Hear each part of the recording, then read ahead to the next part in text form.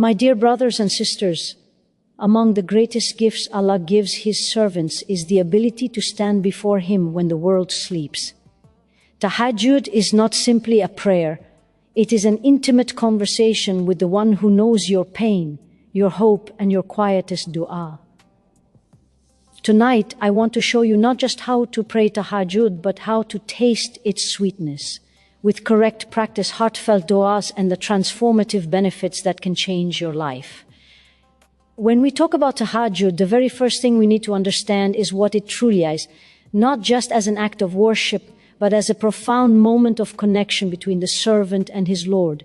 Many people think Tahajjud is only for the righteous, the scholars, or those who have reached a certain level of spirituality. But the truth is, Tahajjud is a gift from Allah to anyone who desires closeness to Him. It is an open door, available to the young, the old, the struggling, the hopeful, the sinner, and the one trying to change their life. Allah does not select a special group for this prayer. He invites hearts that are willing to respond. Tahajjud is not simply a night prayer. It's a moment when the world quiets down so your soul can speak. It's when the distractions of the day dissolve, when your responsibilities pause, and when it is only you and Allah. No audience, no noise, no pressure to appear a certain way. In Tahajjud, the mask we wear for the world naturally falls away and the heart reveals its real state. This is why the scholars say that the night exposes your relationship with Allah more honestly than any other time. And this is what makes Tahajjud so beautiful. In the late hours, Allah is closer to you than you ever feel during the rush of the day. You're not performing out of habit or because others are watching. You're praying because something inside you knows that the peace you need lies with Him and nowhere else. Understanding Tahajjud means recognizing that this prayer is an expression of sincerity. It's not obligated like Fajr or Dhuhr, it's a choice. A choice to rise when comfort calls you to stay asleep. A choice to talk to Allah when the rest of the world is unaware. A choice to seek Him with vulnerability, your fears, your wounds, your regrets, your longing. That sincerity is what elevates Tahajjud. It's what makes those moments cherished, precious, and transformative. And we must also understand that Tahajjud reflects a deep kind of love. We wake up for the things we care about. We wake up early for exams, for work, for travel, for meetings that matter. But to wake up for Allah that reflects a love that is higher than our worldly commitments. The heart that rises for Tahajjud is a heart saying, Ya Allah, You are worth my time. You are worth my struggle. You are worth my sleep. And Allah never lets a heart like that go empty-handed. Part of understanding Tahajjud correctly is also recognizing that the struggle itself is part of the worship.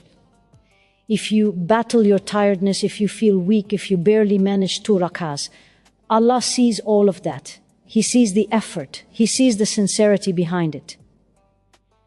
When you stand half asleep, whispering a dua, thinking your prayer is imperfect, Allah may love that more than all the prayers you perform with full energy during the day.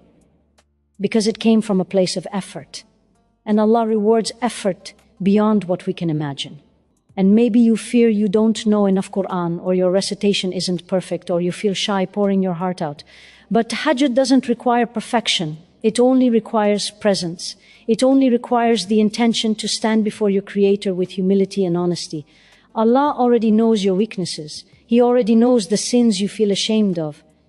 Yet He still invites you every night in the last third of the night, asking, Who is calling upon me so I may answer? Who is seeking forgiveness so I may forgive? When the King of all kings is calling you, how can we think we are not worthy of responding?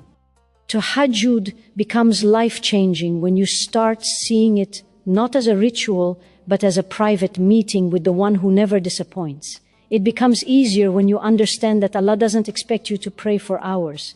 He only asks for your heart to turn toward Him. Even if it's just 2 rakats, even if it's just a few minutes, even if it's just a single sincere dua with tears or without tears, what matters is that you show up. And when you truly grasp this meaning, when you understand Tahajjud not as a burden but as a divine opportunity, you will find yourself longing for those quiet moments.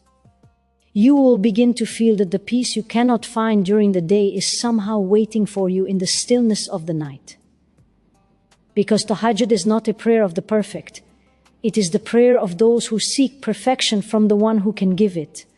And that is why the journey begins with understanding its value. Before a person can taste the sweetness of Tahajjud, they must understand that the preparation for this prayer does not begin at night.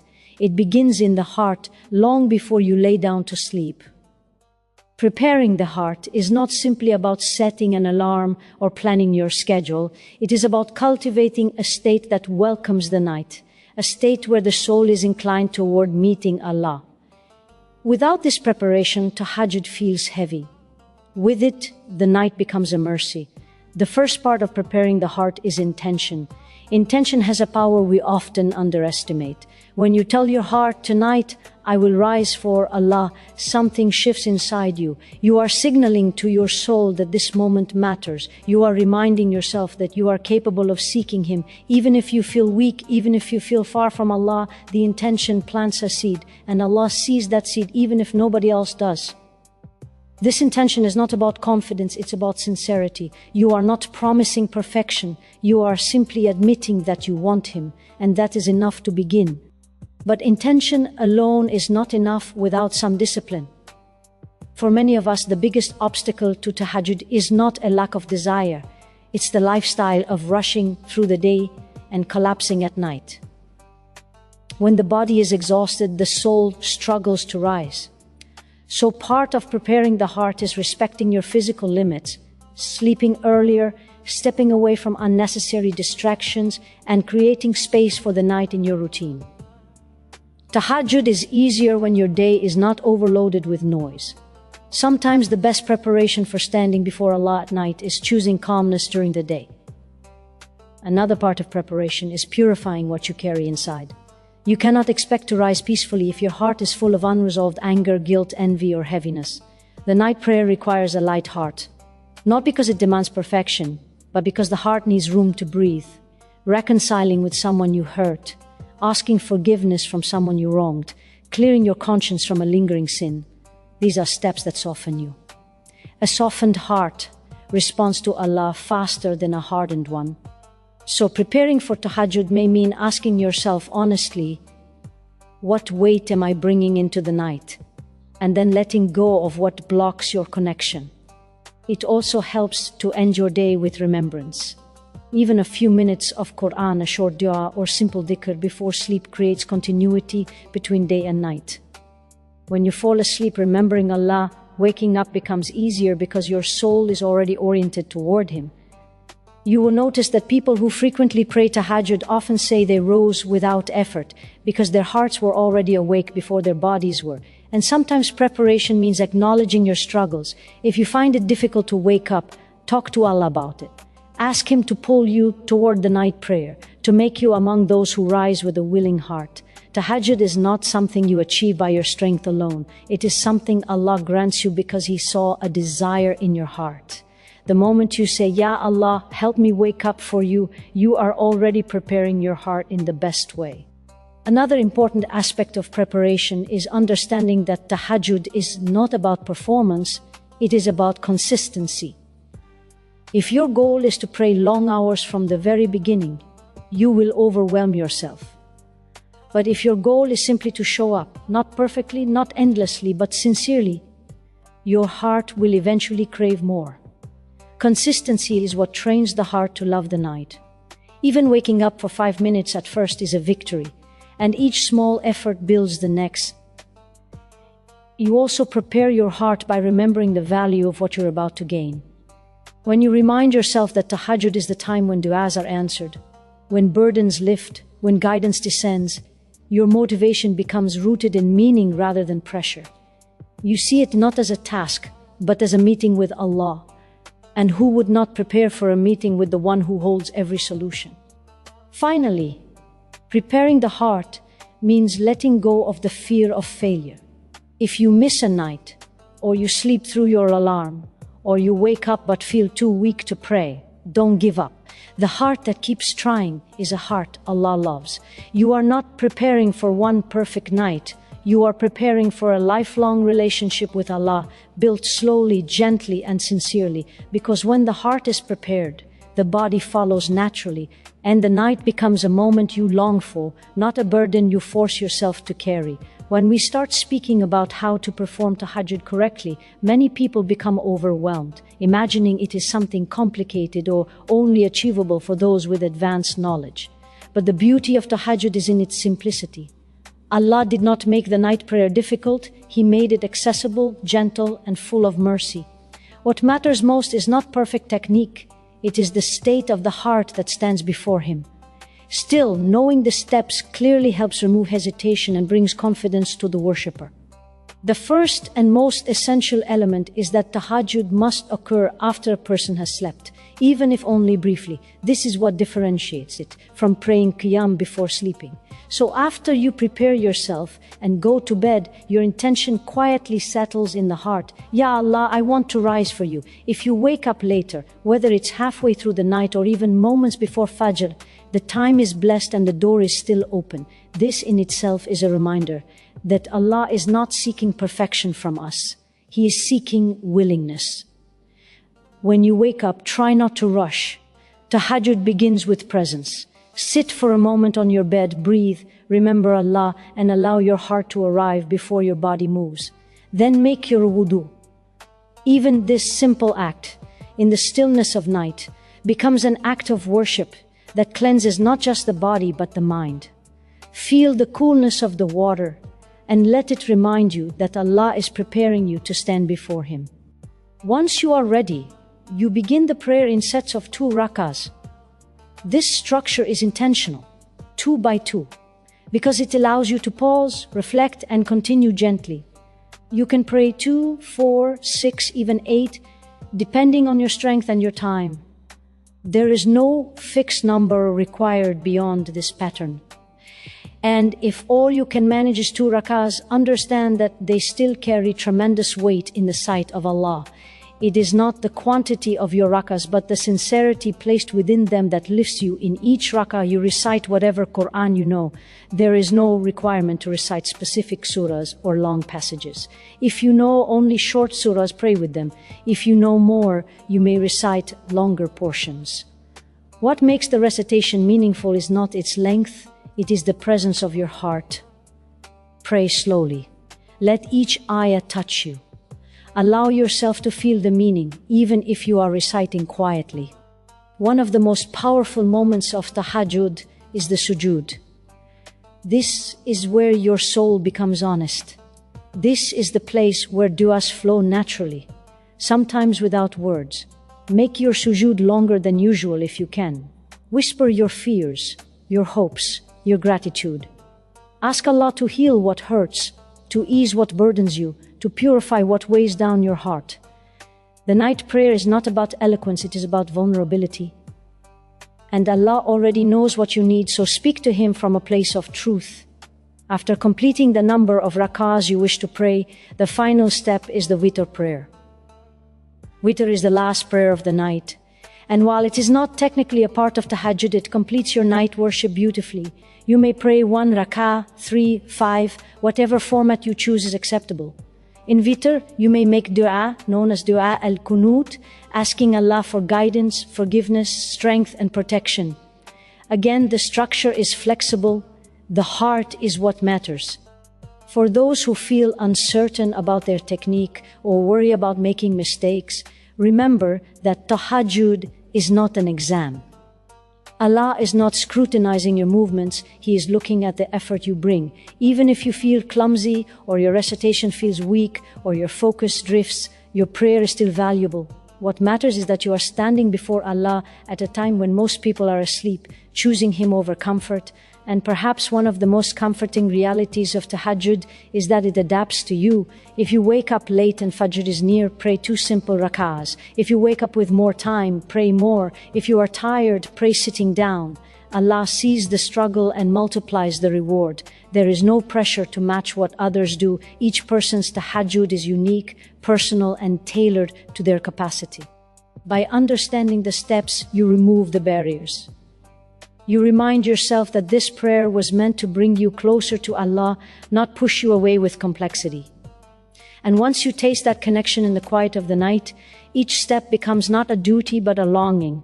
Because when you learn how to stand before Allah in the stillness of the night, you begin to understand how to stand before Him in every moment of your life. When we reach the question of what to recite during Tahajjud and which du'as to make, many people hesitate, thinking they must know specific surahs or long passages to pray properly. But the mercy of Allah is that He has not restricted Tahajjud to those who memorize much Quran. He has made this worship accessible to every believer, whether they know one surah or 100, whether their Arabic flows smoothly or feels broken on their tongue. What matters in the night is not the length of your recitation, but the sincerity that carries every word. When you stand for Tahajjud, begin with whatever portions of the Quran your heart naturally turns to.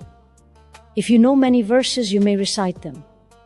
If you know only a small handful of surahs, reciting those with reflection is more valuable than reciting longer passages without presence. Do not underestimate the power of short verses when they are recited with understanding and humility. Surah Al-Ikhlas, for example, carries the weight of 1/3 of the Quran. Surah Al-Falaq and Surah An-Nas offer protection that people spend their lives searching for in other places. Even a single ayah repeated with contemplation can transform the heart. The Quran's strength is not in its quantity but in the truth it carries. If you do know longer passages, Surah Al-Mulk, Surah Yasin, or the opening pages of Surah Al-Baqarah, you may recite them as well.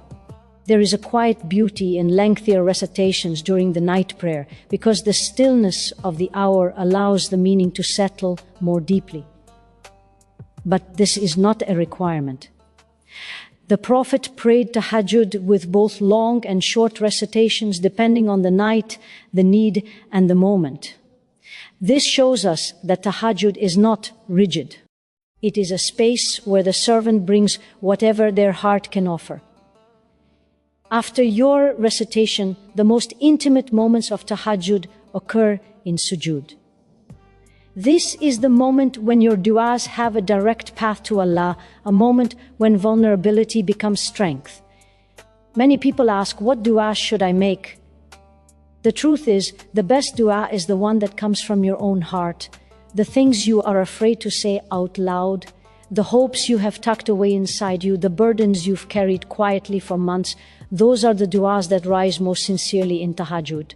Ask Allah for forgiveness without hesitation because the night prayer is one of the most beloved places for repentance. If there are sins you regret, whisper them in sajda. If there are habits you want to break, plead with Allah for strength. If there are wounds you carry, family conflicts, loneliness, disappointment, place them before Him. No one listens the way Allah does. No one responds the way Allah does. And no one hides your tears except Him. And don't forget to ask for what seems impossible. Tahajjud is the time when the impossible opens, whether it is a job, a spouse, a child, a healing, or a new direction in life. Whatever feels out of reach during the day often feels closer at night. Sometimes the dua you make repeatedly in those quiet hours becomes the door Allah opens for you when you least expect it. When you place your forehead in sujood, you are placing your life in the hands of the one who never fails His servants. If it helps, you can also recite du'as from the Sunnah. There are beautiful supplications the Prophet made in the night, praising Allah, seeking His protection, asking for light in the heart, guidance and mercy. But these are not requirements. They are gifts that you may use if you wish, but they do not replace the personal conversation between you and Allah. Another moment to make dua is in witr, especially in the kunut. After finishing your rakats of Tahajjud, witr closes your night prayer with a deep sense of completion.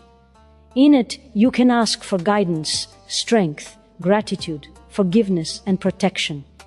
Some people fear making long du'as because they feel unworthy of asking, but this is precisely the time to ask with boldness. The one who stands in the night is already honored. Allah has already chosen them to rise, so never hesitate to pour your heart fully into the moment. And remember that recitation and dua in Tahajjud are not meant to be rushed. The night is when the noise fades and the soul is allowed to slow down. When you recite, recite gently. When you make dua, let your heart settle into each word. Let the silence between your whispers carry meaning. Let the tears, if they come, Soften what has hardened inside you. And if no tears come, do not think your dua is less accepted. What matters is sincerity, not emotion. In the end, Tahajjud is not about reciting perfectly or making eloquent du'as. It is about returning to Allah with a heart that longs for Him in the quietest hours of the night. When we speak about the etiquette of the night prayer, we are not talking about rules that make the worship heavy or complicated. We are talking about the inner qualities that allow Tahajjud to transform you. These are the manners of the heart: silence, humility, presence, sincerity, each one turning your prayer from an action into an encounter. Without these qualities, the body may stand in prayer, but the heart remains absent. With them, even the smallest act in the night becomes precious. The first etiquette is to enter the night with calmness. When you rise from sleep, resist the instinct to rush or to treat the prayer like a task to complete. Tahajjud is not meant to be fast or mechanical. It is meant to be slow, gentle, reflective. The night prepares the heart by its very silence. Allow yourself to feel that stillness. Feel the world quieting around you. Feel the noise of your day dissolving. That silence is not empty. It is a mercy from Allah, a space where His remembrance settles naturally. When you walk into that quiet with intention, your heart softens before you even begin. Another part of etiquette is humility. At night, no one sees you, no one praises you, no one knows you are awake except Allah. This is the beauty of Tahajjud. You are stripped of everything external. You are not performing, you are returning.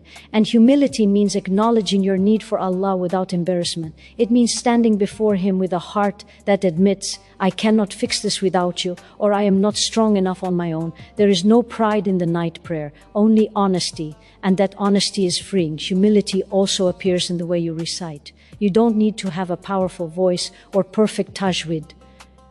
Recite gently in a tone that expresses respect. Even if your recitation is simple, let it come from a heart that understands the privilege of speaking Allah's words. The Quran becomes different at night. Its meanings arrive deeper, its comfort feels closer, and its reminders strike the heart more softly. Reciting with humility opens the door to these blessings. Presence of heart is another essential etiquette. It is easy to let the mind wander, especially when fatigue sits behind your eyes. But presence does not mean perfect focus. It means bringing your heart back every time it drifts. If you feel your thoughts slipping elsewhere, gently remind yourself, I am standing before Allah, not in fear or pressure, but in awareness. Even if your heart drifts 1,000 times, returning 1,000 times is worship. Allah sees the effort, and He rewards the consistency in your struggle. Gratitude is also part of the manners of Tahajjud. It may seem surprising because we often associate the night prayer with requests, with du'as for our needs and our hardships. But before asking, pause and reflect on how many blessings Allah has already given you. The fact that you woke up is a blessing. The ability to stand, to speak, to breathe, all of it is from Him. When you begin your night prayer with gratitude, your dua becomes more sincere. You don't beg from a place of desperation alone, but from a place of recognition. Ya Allah, you have always been generous with me. This mindset fills your worship with light. Another etiquette is to guard the secrecy of your Tahajjud. Part of the purity of this prayer comes from the fact that it is private. Try not to speak about how much you prayed or how often you wake up. Keep it between you and Allah. What is hidden is protected. What is hidden is sincere. The moment we speak unnecessarily about our worship, a part of its sweetness is lost. Let the night remain your intimate moment with Allah, untouched by the eyes or opinions of others. And finally, approach the night with hope. Some people pray with fear that their du'as may not be accepted or that their prayers are not good enough. But hope is a core etiquette of the night prayer. Hope that Allah listens, hope that He forgives, hope that He guides, hope that He will open a door you have been waiting for. When you stand before Allah with hope, your heart becomes lighter and your prayer becomes a source of peace rather than pressure. Because when the heart enters Tahajjud with the right etiquette, the night stops feeling like a challenge and becomes a sanctuary. When we speak about the benefits of Tahajjud, we are not only talking about rewards written in books or promises we read in hadith. We are talking about the changes that happen deep within you, changes that you feel, changes others notice, and changes that slowly reshape the direction of your life. Tahajjud is not simply a prayer you perform, it is an experience that seeps into your character, your heart, your decisions, and your relationship with Allah. Many people search endlessly for peace, clarity, and purpose, unaware that these gifts often descend quietly in the last part of the night. One of the greatest benefits of Tahajjud is that it softens the heart. Throughout the day, our hearts collect dust, worries, attachments, frustrations, disappointments. These settle quietly inside us until we feel heavy even without knowing why. But when you stand in the night before Allah, something shifts. The heart begins to loosen, to breathe again. The tears that don't fall easily during the day come more naturally at night. And with every tear, another layer of heaviness melts. This softness is not a weakness, it is a sign of spiritual strength. A soft heart sees guidance clearly, feels gratitude deeply, and stays connected to Allah more easily.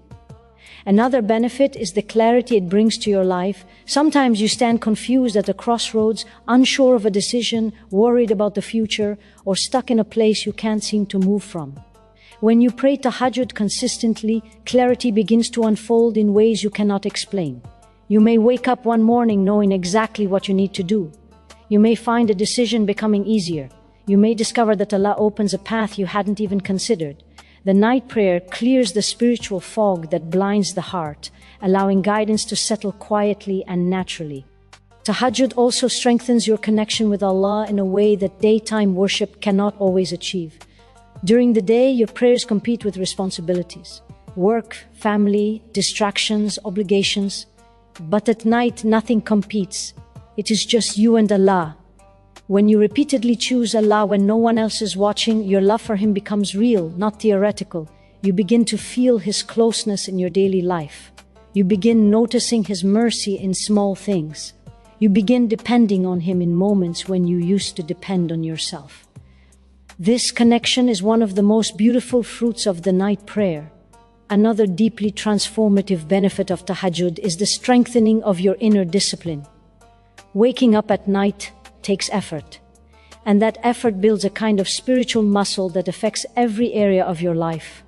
When you learn to control something as difficult as sleep, you find it easier to control your tongue, your anger, your impulses, your habits. You become more consistent in your worship, more patient with people, more resilient during trials. Discipline born from Tahajjud spills into every corner of your character. And then there is the benefit that many people seek so desperately: relief from anxiety and emotional burdens. The night prayer has a way of absorbing stress. When you stand alone with Allah whispering your pain, you feel lighter. Not because your problems instantly disappear, but because you are no longer carrying them alone. You hand them over to the one who can handle what you cannot. Tahajjud becomes a healing space where your heart empties its worries and fills with trust. People who pray Tahajjud regularly often describe a calmness that follows them throughout the day, a calmness that no worldly solution could give. Tahajjud also brings blessings into your life in ways you cannot measure. Doors open unexpectedly. Relationships improve. Rizq comes from places you didn't anticipate. The Prophet told us that Allah responds generously to the one who stands in the last third of the night, and this generosity appears in countless forms. Sometimes it comes as ease in a difficulty you thought was impossible to escape. Sometimes it comes as emotional relief. Sometimes it comes as opportunities that feel tailor-made for you. And sometimes it comes simply as a deeper love for Allah, which is the greatest blessing of all. Finally, one of the most profound benefits of Tahajjud is the transformation of your identity. You stop seeing yourself as someone struggling to be close to Allah and begin seeing yourself as someone chosen by Him. When you wake up at night, even for a few minutes, you join the company of those whom Allah loves, those who seek Him when the world sleeps. That identity strengthens you. It reshapes the way you view your struggles and your purpose. It gives you dignity, confidence, and spiritual maturity. Because when the night becomes your refuge, Allah becomes your constant companion. As we bring all these moments together, the intention that begins in the heart, the quiet discipline that prepares you through the day, the gentle steps of the night prayer, the whispered du'as, the humility and presence, and the life-changing benefits, you begin to realize something profound. Tahajjud is not just a prayer you perform occasionally. It is a journey. It is a journey back to yourself, journey back to sincerity, and most importantly, a journey back to Allah. This prayer teaches you who you truly are when no one is watching. It reveals what your heart longs for, what it fears, what it carries. And through that honesty, Allah lifts you, purifies you, strengthens you, and brings you closer to Him in a way you may never experience through anything else. Tahajjud is the place where your dua becomes a conversation, your pain becomes a supplication, your hopes become trust, and your tears become healing. If there is one truth I want you to carry with you, it is this: anyone can pray Tahajjud. Anyone. You do not need to be perfect. You do not need to be strong. You do not need to have everything figured out. Allah is not calling the perfect ones, He is calling the willing ones, the ones who try, the ones who show up even in their weakness, the ones who say, Ya Allah, I need you, and mean it. So begin with what you can. Rise for even a few minutes. Pray even 2 rakats. Whisper even one sincere dua. And watch how Allah transforms your heart, your days, your decisions, and your destiny. Because the night prayer is not about how long you stand, it's about the one you stand before.